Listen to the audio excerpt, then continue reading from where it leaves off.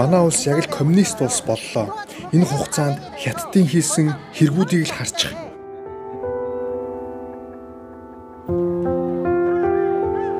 Улс их орныхоо төлөө үнэхээр санаа зовж байна. Улс их орноо хамгаалахаар би гарч ирлээ.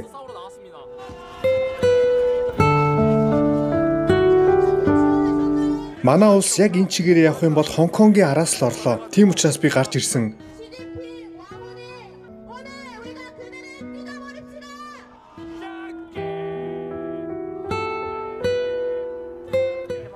Манай байранд хятад хүн амьдардаг. Би үнэхээр их айдаг. Миний бодлоор хоёр улсын ард иргэд бие биенийгээ сайн мэдэхгүй ойлгохгүй байгаа болтой. Ээж маань хятадаас залгаад надад их санаа зовсон. Ямар нэгэн асуудал болоогүй өстэй гээд. Яагаад ингэж их үзэн ядаад байгааг ойлгохгүй байна. Үнэхээр сэтгэл өвдөж байна. За сайн бацхан уу золбоотой юм та бүхэндээ өнөөдрийн мэндийг хүргэе.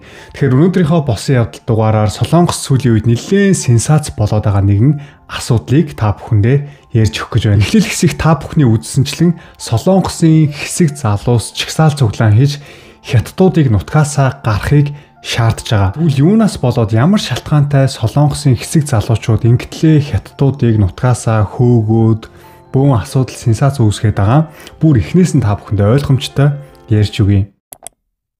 За манайхаа нааша түр анхаарлаа хандуулж байгаараа та бүхэндээ нэг супер аппликейшны маш том шагналуудын талаар мэдээлэл өгье. Энэ бол та бидний өдөр тутамдаа байнга ашигладаг Social Pay аппликейшн. Та Social Pay аппликейшнд найзаа ураад бэлэн мөнгөтэй болох бүр нэмээд Counter-Strike 2 тоглоомын Major тэмцээн үзэх гэх мэт маш олон урамшуулалтай хөтөлбөр зарласан байна. Хамгийн гоё нь ямар ч банкны харилцагч Social Pay-д бүртгүүлээд ашиглах боломжтой. Урьсан найз нь амжилттай бүртгүүлээд нэвтэрсэн тохиолдолд Counter-Strike 2-ын Major тэмцээн үзэх суглааны эрхтэй болно.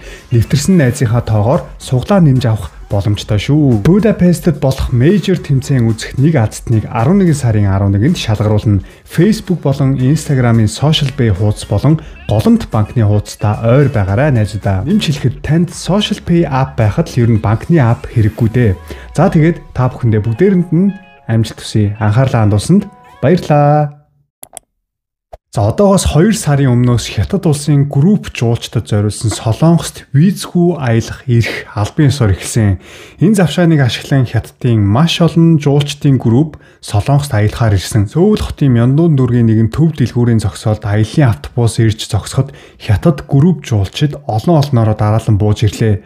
Тэд хамтдаа гэрэл зураг татуулж дэлгүүрийн зүгээс бэлдсэн бэлгийн уутыг аваад шууд л татваргүй худалдааны давхар руу орж байна. 2026 оны 6 сар хүртэл 3 ба түүнээс дээш хүнтэй Хятад групп жуулчид 15 хүртэл хоног Солонгост визгүйгээр аялах боломжтой болсон. Тэгэхээр ирэх 2026 оны 6 сар хүртэл бүлгээр явж байгаа 3-аас дээш хүн явж байгаа энэ бүлэг жуулчдыг Солонгос улсад 15 хоног визгүй зорчих юм зөвшөөрлөг гаргасан юм байна Солонгосын төрөөс. Шийдвэр гараад эхний өдөр гэхэд л Солонгосын их дэлгүүрт 1700 гаруй хятад жуулчид иржээ. Хятадын жуулчид Солонгосын эдийн засаг, соёл, хүмүүсийн амьдралын хэв маягийг маш их сонирхож үздэг гэж дэлгүүрийн ажилчид тайлбарлав. Том амралтын паркуудад ч мөн адил Хятадын бэлэг тэмдэг амтан болох пандаг үзэхээр групп жуулчид олноороо цугларчээ. Үндэсний баяр наадмаар амрах цаг маань таарад бид Солонгост аялаар ирсэн. Манай хүүхдүүд Солонгост ирэхийг хүсдэг байсан. Түүнчлэн Хятадын 1990-ээс 2000-ад он төрсэн залуу үеийнхэн Солонгосын K-fashion, K-beauty, K-pop-ыг маш их сонирхдог болсноо бас ярьлаа. Жуулчдыг сэтгэл ханамжтай аялуулахын тулд дэлгүүрүүд дотор валют солих автомат хятад төлбөрийн систем зэргийг суйрлуулжээ. Одоо хятад жуулчдын аялын хэв маяг зөвхөн шопинг бус хоол, соёлын туршлага зэрэгт илүү төлөрөх болсон байна. Өмнөх шиг бөөндөж дэлгүүр хоослох гэхээсээ илүү өөрийн сонирхдаг гоо сайхны бүтээгдэхүүн авах, эсвэл солонгос соёлын туршлагыг судалж суралцах хандлага давамгаалж байна гэж салбарын шинжээчид үзэж байна. Визгүй аялал хэрэгжснээр ирэх оны 6 дугаар сар хүртэл нэмэлт 1 сая орчим хятад жуулчин Солонгосыг зорихоор таамаглагдж байгаа тул худалдаа үйлчилгээний салбар шинэ хятад жуулчдын давлгаанаас ихээхэн ашиг олно гэж найдаж байна. За тэгсэн Солонгост асуудал үүсч эхэлсэн. Хятад иргэд Солонгост гэмт хэрэг их үйлдэж эхэллээ гэсэн мэдээ гарч эхлэв. Жишээ болгоод нэг мэдээг танилцуулъя. Нэгэн хятад залуу Сөүл хотын өөрөө өөртөө үйлчлэх худалдаалагчгүй дэлгүүрт орж ирээд хутга шүүг бах ашиглан дэлгүүрийн кассыг эвдэж дотор нь байгаа бүх мөнгийг нь авчээ.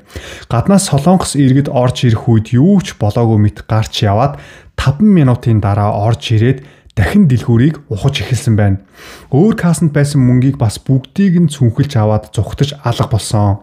Дэлгүүрээс нийт 400,000 вон алга болсон бөгөөд CCTV-г ажиглаж байсан дэлгүүрийн эзэн цагдаад мэдүүлэг өгөхөөр очих үед цагдаагийн ажилчид гэмт хэрэгтнийг таньж байжээ. Энэ CCTV камерт бичигдсэн хятад иргэн маргааш нь хятад руугаа буцаж ирсэн байл та. Тэгээд тэр буцахынхаа өмнөх шөнө нь 3 Солонгосын өөртөө үйлчдэг дэлгүүрийг тонсон байгаа байхгүй юу.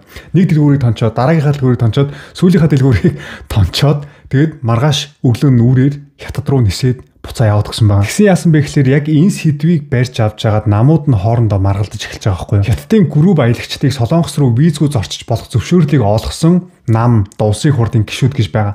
Нөгөө талаас нь зөвшөөрөөгүй улсын их хурлын гишүүд гэж байгаа шүү дээ. Тэгээ сөрөг намынх нь хүч нь яаж зүгээр байх вэ? Юу хийсэн бэ гэхээр сүүлийн үед гудамжаар явхад хүүхдүүд харуул хэцүүхэн санагдах үз илэрхий үзэн ядах үг хэллэг үндэслэлгүй айц сөдөөсөн урайтай сурталчилгааны бичиг хаа сайгүй өлгөгдөх боллоо. Хятадууд визгүйгээр Солонгос нэвтрэх журам эхэлснээс хойш ийм үзэн ядах бичгүүд бүрч нэмэгдсэн ба эдгээрт холбогдуулан өмнөд Солонгосын дотоод хэрэг аюулгүй байдлын яам арга хэмжээ авч эхэлжээ. Сөүл хотын Ёндонпо дүүргийн захиргааны ойролцоох уулзуур дээр хүүхдийн хулгай, хүн барьцаалах, хүний наймаа гих мэт аимшигтай үгсийг жагсаасан бичээсүүд ихээрээ өлгөгдөх болжээ. Үүний зэрэгцээ хятадуудын визгүй нэвтрэлтийг зогсоо хэмээн шаардсан ураа бичжээ. Хятад хүн их хэрвэл гэмт хэрэг үүснэ гэсэн үндсэлгүй хэтрүүлсэн шинжтэй агуулга нь иргэдийн дургуутслыг төрүүлж байна. Үнэхээр эвгүй санагдчихээн. Хүүхдийн хулгай, барьцаалах, хүний наймаа эргэтэн аавна гэдэл энэ бүгдийг харахад аимшигтай санагдчихээн. Хөшиг дээрх QR кодыг уншуулад үзтэл хятадуудыг үзэн ядагч YouTube сувг руу холбогджээ. Тэнд бүр хятад бол эргэтэн худалдаалдаг улс гэх мэт нотлохоогүй мэдээллийгч хэвий мэт ярьж байв. Эдгээр хөшгийг өлгөх тушаалыг өгсөн хүнийг шалгаад үзтэл саяхан ардын хүч намаас гарсан Хвангян даргын шинээр байгуулсан нам байж таарчээ. Сонгуулийн хороо өмнө нь үзэл бодлоо илэрхийлэх эрх чөлөөний хүрээнд хөшигний үг хэллэгийг засах боломжгүй гэж үзэн намын самбарын үгийг хянах ажлаа бараг хийдэггүй байжээ. Ихэнх тохиолдолд тэд хөшигний агуулгыг бус замын хөдөлгөөнд саад болсон эсэх эсвэл суйрлуулалтын дүрмийг зөрчсөн эсхийг л шалгаж ирсэн байна. MBC-гийн сурвалжлагаар дотоод хэрэг аюулгүй байдлын яам энэ сараас эхлэн хөшигний агуулгыг хянах тодорхой шин зааварчилгаа бүх орон нутгийн байгууллагуудад илгээхэр болсон нь тогтоогджээ. Түүнчлэн ардын хүч намын гишүүн Ким Минсү хэвлэл мэдээллийн эхнийг цуглуулж ингэж хэлсэн байгаа. Хятад жуулчдын визгүй зорчихыг зөвшөөрснөөр дараах эрсдлүүд үүсч болзошгүй. Хууль бусаар оршин суух, хууль бусаар ажиллах тохиолдол нэмэгдэх магадлалтай. Визгүй зорчихыг ашиглан гэмт бүлэглэлүүд нэвтрэх эрсдэлч бий. Мансууруулах бодисын 8, хууль бус voice phishing зэрэг олон улсын гэмт хэргийн сувгууд өргөжж болзошгүй. Олон хүн зэрэг орж ирснээр халдвар төвчин хүчтэй тархах магадлал өндөрсөж болно. Гудамж, кафе, бар зэрэгт танихгүй хүн өгч буй ундаа архийг ууж хэрэглэж болохгүй шүү. Хөнгүү газар машин таны өмнө гинт зогсвол юу ч болгүй олон хүнтэй газар руу зүхтаах хэрэгтэй. Тэгэхээр Гүнминэ хийм буюу ардын хүч нам нь Солонгосын ерөнхийлөгч байсан Юнсон Нёлийн нам баггүй юу. Тэгээ энэ нам нь ялагдсан шүү дээ. Ерөнхийлөгч нь огцроо ардын хүч намын Ким Минсүгийн хэвлэл мэдээллийн дараа ардчлан намын гишүүн Пак Жи Вон хэлэхдээ манай эдийн засагт одоо хамгийн хэрэгтэй зүйл бол маргаан, хит их туйлшрал, үзэн ядалт биш сэргэлт эрч хүч гэдгийг онцолж ард иргэдийг айлгаж үзэн ядалтад төрхирч болоогүй мэдээг болсон мэт ярьж өвмэн самуун дэгдэхгүй байхыг ардын хүч намд анхааруулж хэлсэн байна. Улс төрчдөнд сөрөг намынх нь гаргасан шийдвэр жоохон асуудал үүсээд ирэнгуут ард иргэдээ төрхрээд өвмэн самуун дэгдээгээд за ингээд бөө юм болоод эхэлсэн яасан бэ гэсэн сүүлийн үед Сөүл хотын Мёндун Түндээмүн гих хорооллуудаар хятадуудыг оньсон хятадуудыг эсэргүүцэж байна гэх нэртэй жагсаалууд өдөр бүр болж байгаа асуудлаар цагдаа нар яаралтай арга хэмжээ боловсруулах ажилдаа оржээ. Хятадын Си Жинпин ерөнхийлөгч Солонгост айлчлалаар ирэхийг мэдсэн Солонгосын зарим нэг ард иргэд Хятадын 5 одтой улаан тугийг урж тастаж Си Жинпиний зургийг урах зэрэг үйлдэлүүд үргэлжилж байгаа нь Солонгосын төр удирдагчдын санааг зовоож байна.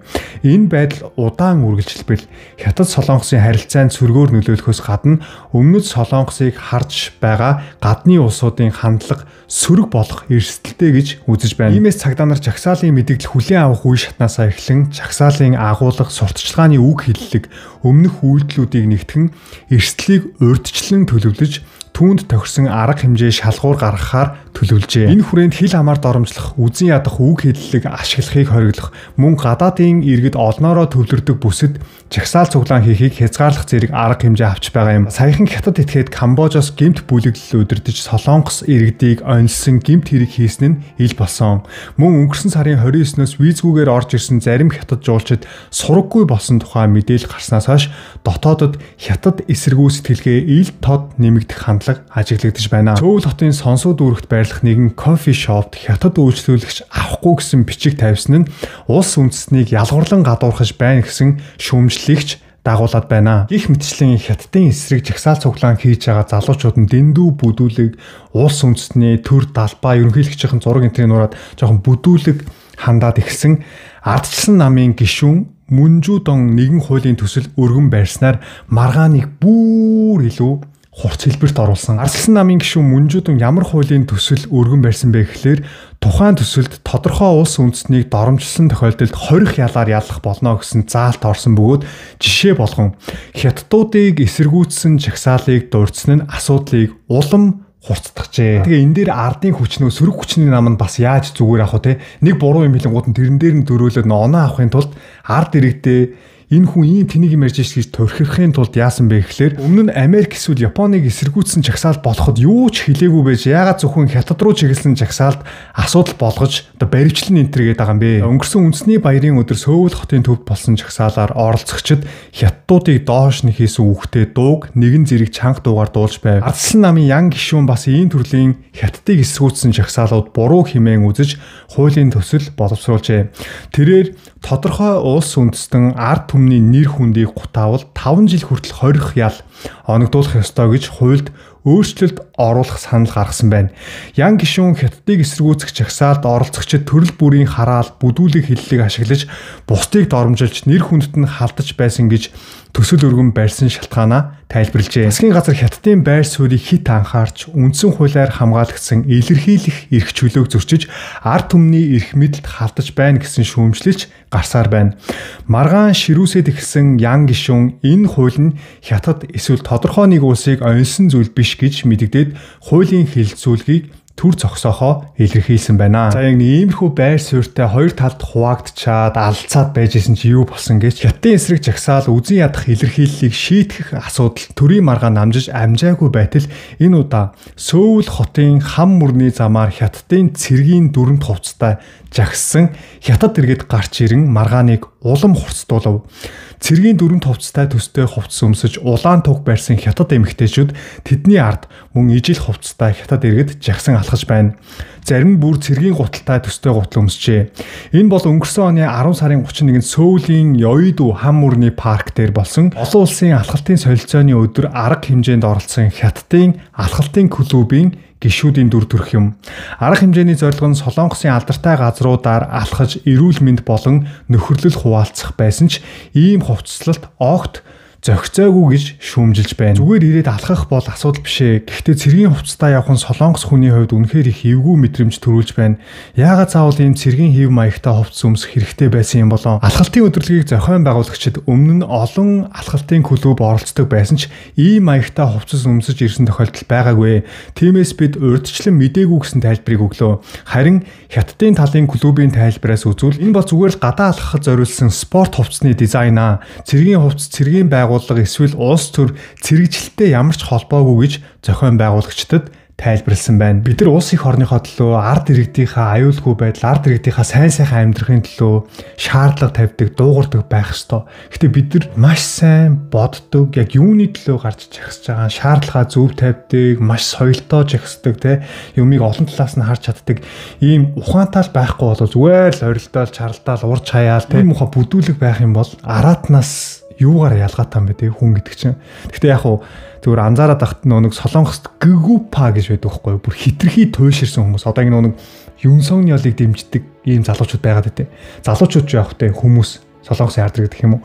Эдгээр нь бүр амар туйширамтгай хүмүүс байл. Юмд шүүлтүүртэй хандаж чаддгүй нэг ийм мэдээг үзээд шууд итгэждэг хүмүүс байдаг шүү дээ. Тийм хүмүүс нь одоо энэ Юнсоны ялыг дэмждэг ийм нэг ийм хүмүүс нь гарч ирээд жагсаал ойрлоо ингээл бөө юм болгоод яваад байгаа анзаарэгдэж байгаа байхгүй юу. Түүнээс бол Солонгосын залуучууд бол айгүй мундаг жагсдаг.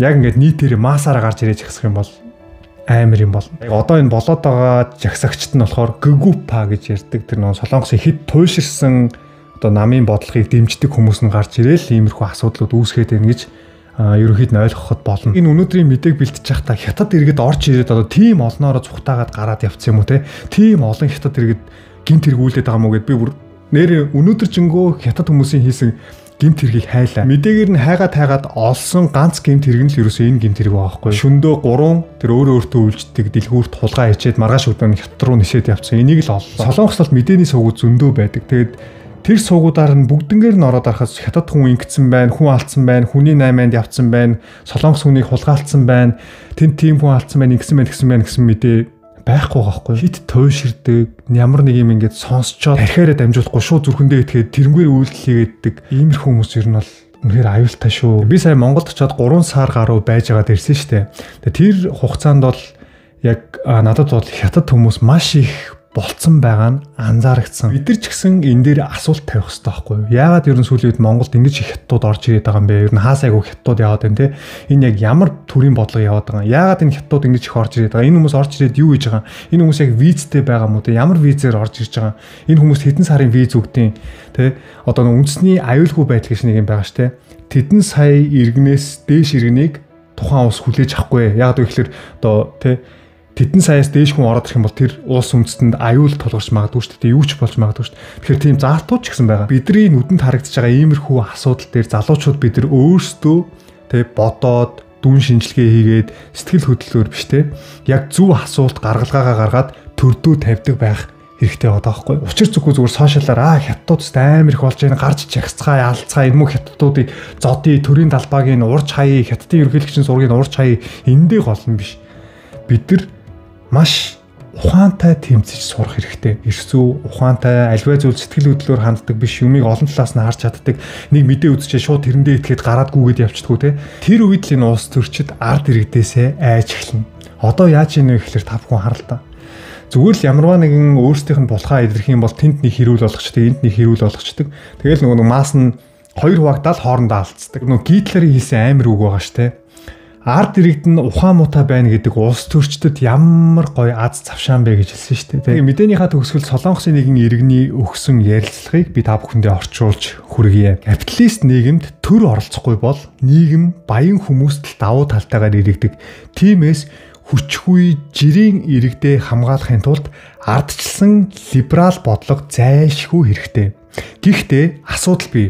Хэрв бусад улс орнуудтай харьцуулахад дэндүү ихээр хамгаалаад байвал хөрөнгөтнүүд, бизнесүүд өөр улс руу явчихдаг. Үүнийг зогсоохын тулд барууны бодлого бас зайлшгүй шаардлагатай. Эцэст нь туйлшрах биш.